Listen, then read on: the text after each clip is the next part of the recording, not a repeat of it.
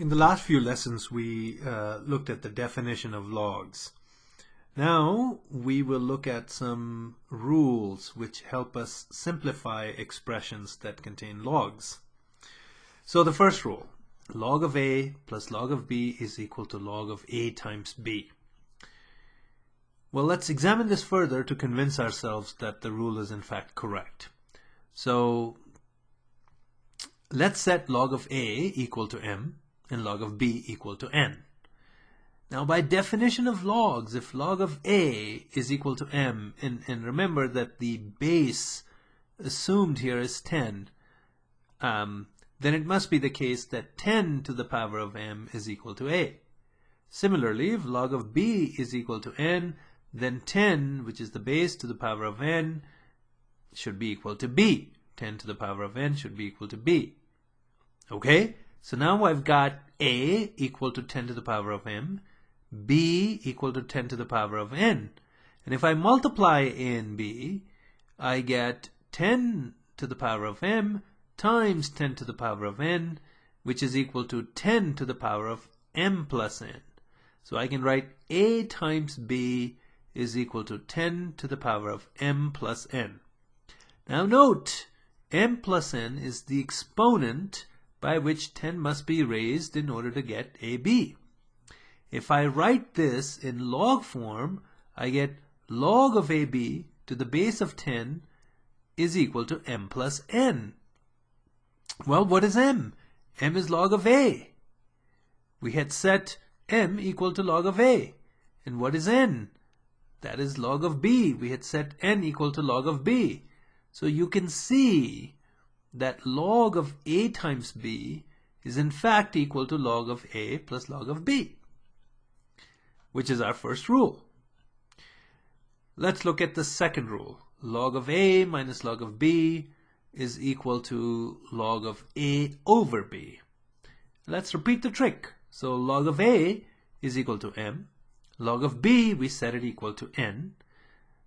Log of A being equal to M means 10 to the power of M is equal to A. Log of B equal to N means 10 to the power of N is equal to B.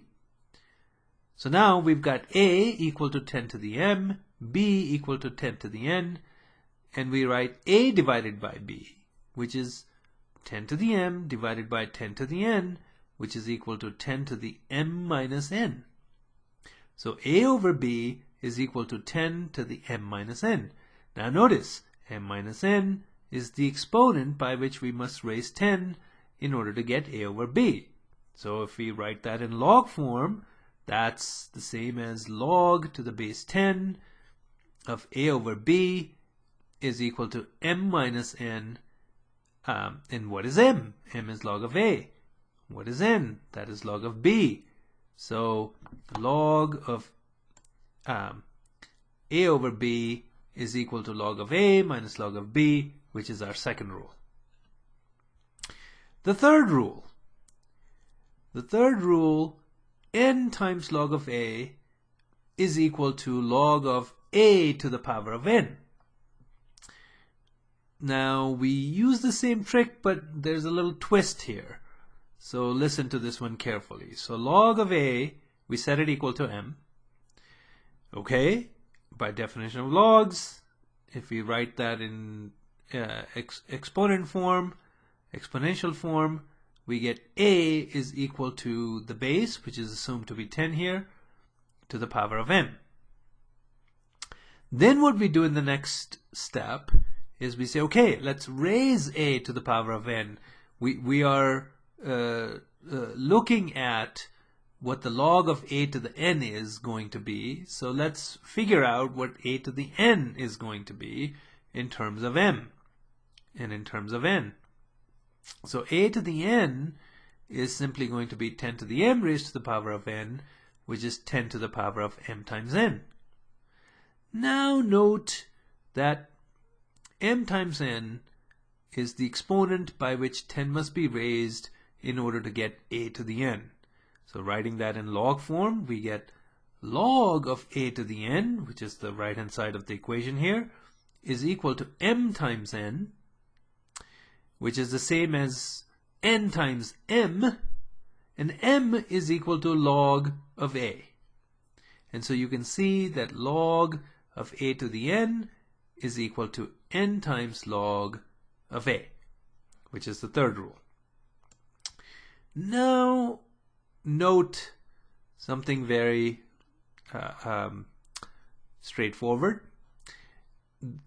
The mechanism, the steps that we took to show that the three rules, log of a plus log of b equals log of a times b, log of a minus log of b equals log of a over b, and n log of a equals log of a to the n, that these three rules are correct. In each case, we had an assumed base of 10.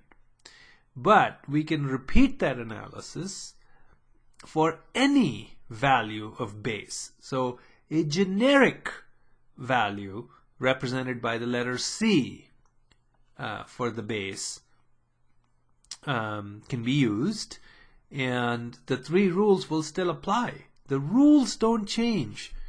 The base may change, but the rules don't change. So log of a to the base c plus log of b to the base c equals log of a times b to the base c. And in the case that we had looked at, c was just 10. C can be anything. So c can equal to e, the number e, 2.7 something, that we had studied when we looked at continuous compound interest. So log to the base e of a plus log to the base e of b is equal to log to the base e of a times b, and so on. Now, we had referred to e as the natural number, and so the log to the base e is referred to as the natural log. So when we write natural log ln of a, the assumed base is e. Compare that to when we write log log of a, the assumed base is 10, but when we write ln of a, the assumed base is e. And then the rules don't change. They remain the same.